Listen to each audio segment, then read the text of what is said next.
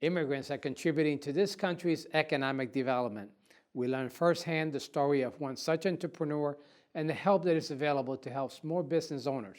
We also welcome back the sweet tones of local artists. It's so here on this week's Latino Motion. Join us.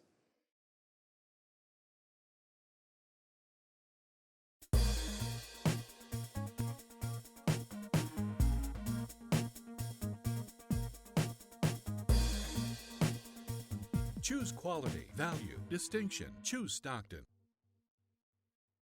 Latino Motion with Bert Lopez is presented by Latino Motion Public Affairs Media, a New Jersey nonprofit corporation, and Stockton University.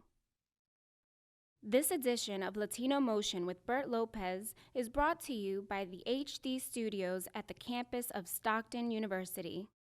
Funding for Latino Motion is provided by Atlanticare, healthcare you can believe in. Atlantic City Electric, energy for a changing world. And South Jersey Gas. Welcome to Latino Motion, a weekly interview show highlighting issues impacting New Jersey's Latino community while advancing understanding of Latino cultural heritage and contributions to our society. And here is your host, Bert Lopez. Buenos dias, and thank you for joining us today. According to the U.S. Small Business Administration, immigrants are found to have higher business ownership and formation rates than non-immigrants. Roughly 1 out of 10 immigrant workers own a business. I have the pleasure to have with me one of those immigrants and one that is actively helping other small business become successful.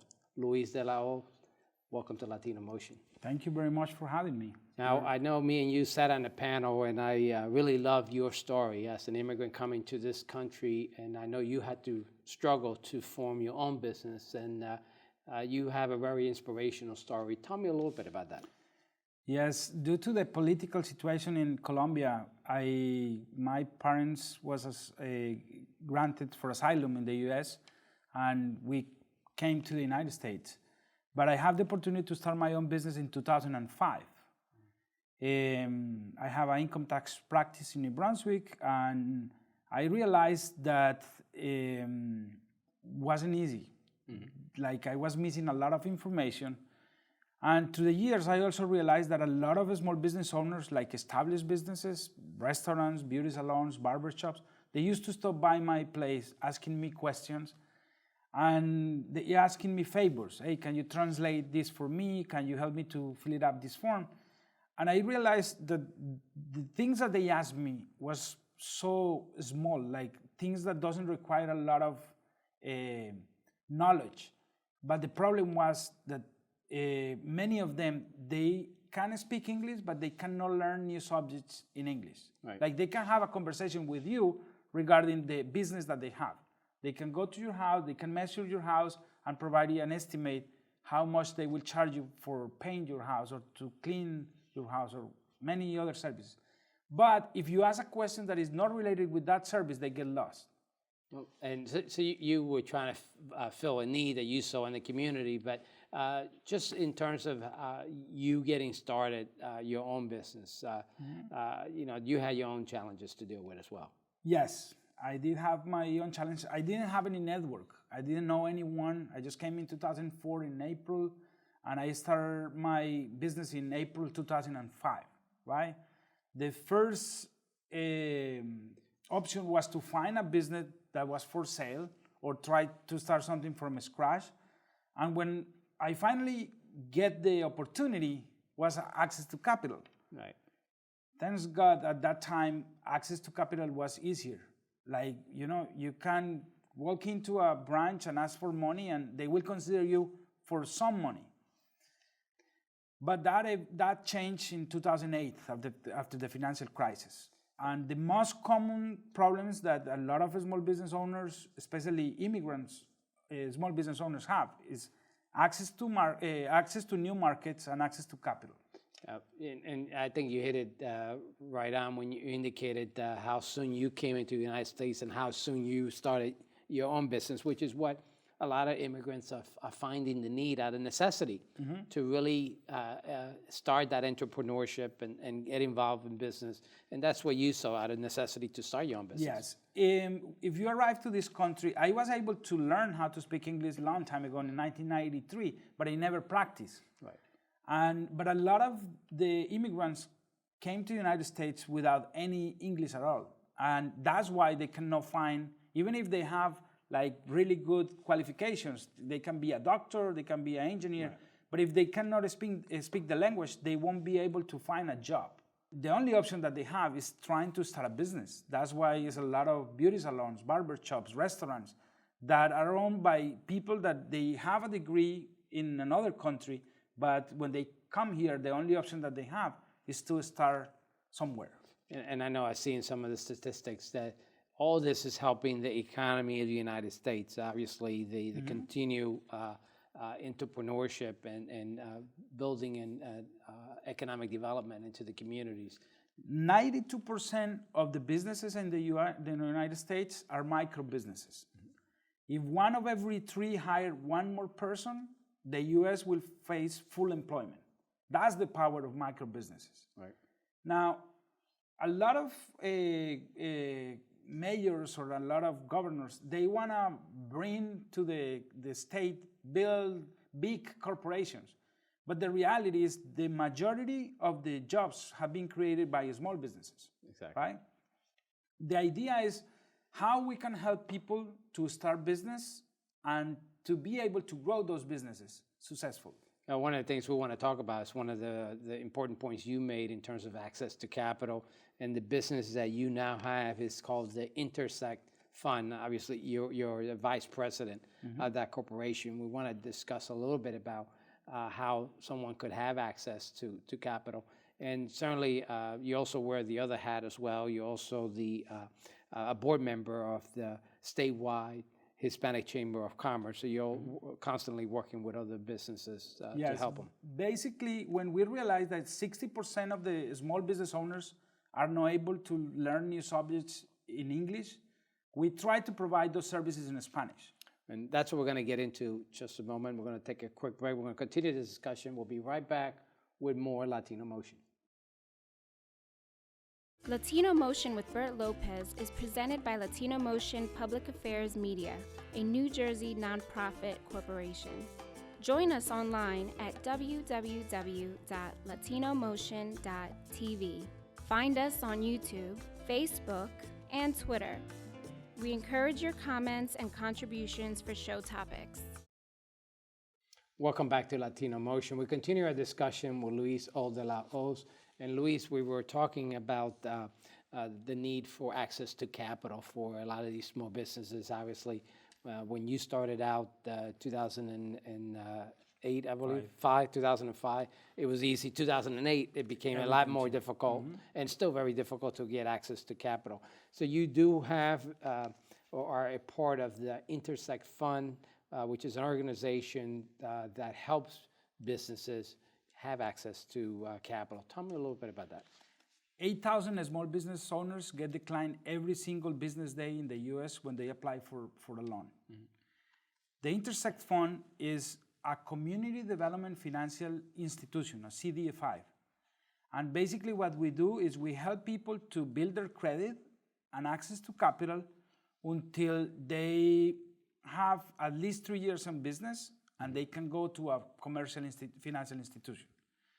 The idea is a lot of people that they want to start a business, they realize that they don't have credit or they have really bad credit.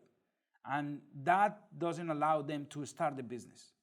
Or if they already have a business and they try to access to capital, not having a good credit score, make them pay a lot of interest, a lot of money on fees, a lot of different things. Now, you mentioned one of qualifiers, which is the fact that you've been declined from a normal financial institution. That's one of the prerequisites to get involved with your organization. Yes. What are the other things needed? No, basically, we just need that the person has a business idea or a business already start. And what we try to do is to calculate how much that person can afford. I just want to let everybody know that it's not how much you want. Like a lot of people call me for 100,000, knowing that the maximum that we can offer could be 20 or over, probably 50,000 maximum, right? But it's not how much you want, it's how much you can afford, right? And if you are not in business yet, the only income that you have, your job, will determine how much money you can afford. The other thing is if you don't have enough income and you have bad credit, you have less chances to access to capital. Did you know that if having a decent credit score through your working life allow you to save up to $250,000? Wow. That's why we offer something called credit builder loan. That is just to help people to build their credit to rebuild their credit. Now, these are people that have applied to you or just that have been able to get a loan through you? Or how? Basically, we start the credit builder program to help people that we decline. We realize that even people that they are thinking about starting their own business, they can apply through the program. This is the thing. You can find someone who make $100,000 a year and don't have good credit. A lot of people think that credit is related with income, but you can be poor and have good credit score. So I guess the approach is that if you go and apply to the Intersect Fund, it's not just, no, you don't qualify, but you do have other tools that you could help those individuals ultimately get access to capital. Yes, we are a nonprofit micro lender founded by 2 Rutgers students, and our idea is to help people to get ready by that way when they try to start a business or when they try to grow their business, they will have more chances to access to capital. And let's just put up the website, because I know there is a website where folks could go. Yes. And it is www.intersectfund.org. And that's where you could get the application information and certainly be able to apply. We have an application available over the internet called the Disaster Relief Loan. Okay. It's the only one. People can use that application and we will get back usually in 2 hours. Like if someone filled up the application at 8 p.m., they need to wait until next day. Now, you did mention the fact that some people use it for startups. They don't have the access. They use it for startups. What other type of loans are people asking for? Cash-based businesses like beauty salons, barbershop, restaurants, that they don't record all the income that they have, and they have a hard time trying to access to commercial lenders. We will underwrite the loan based on the informal records, trying to provide them some money.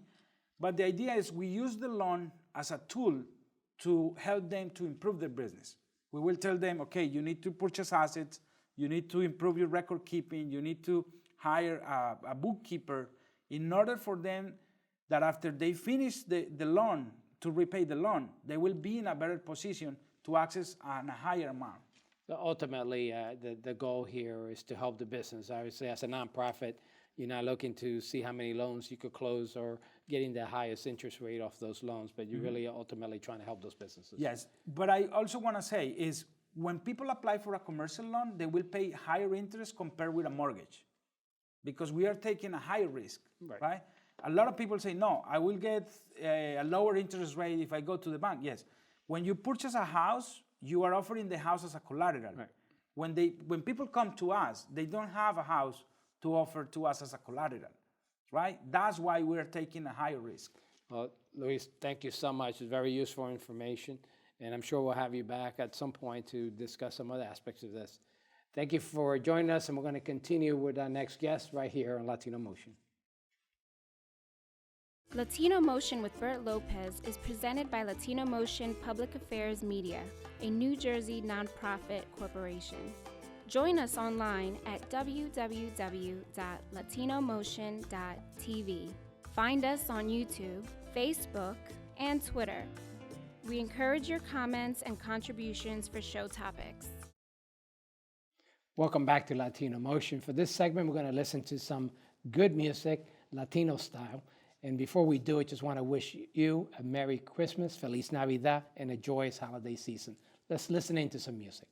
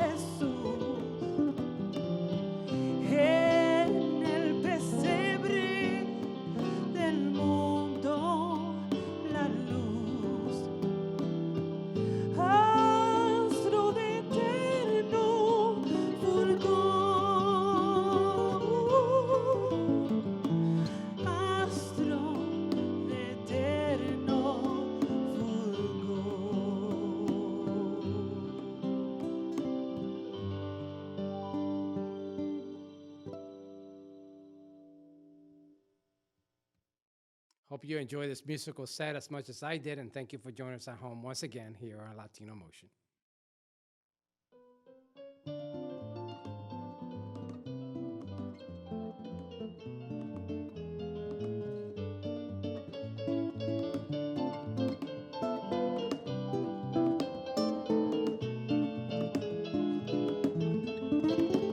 Alegría, alegría, alegría, ha venido a nacer con virtud el niñito Jesús, el Mesías, que ha traído a este mundo la luz, luz radiante que nunca termina y que nunca apagarse podrá.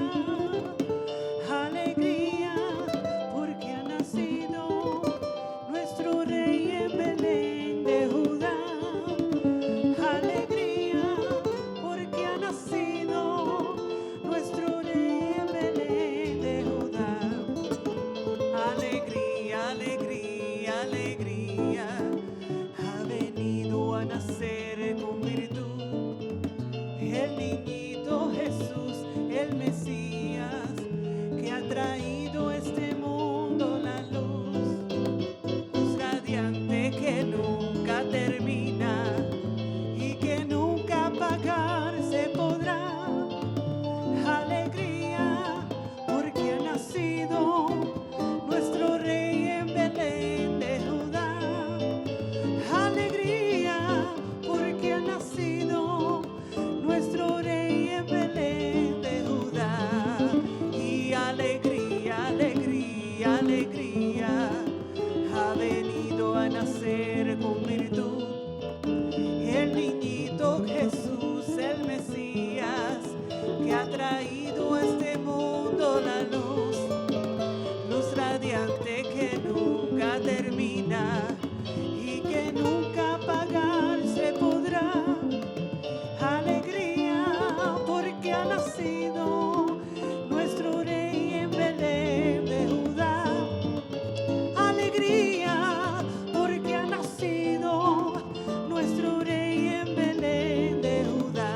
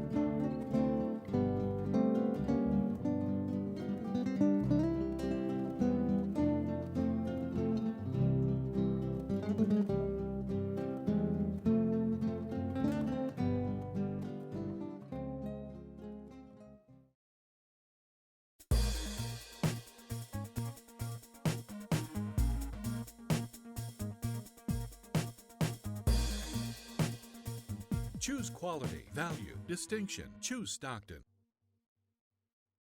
Funding for Latino Motion is provided by Atlanticare, healthcare you can believe in. Atlantic City Electric, energy for a changing world. And South Jersey Gas.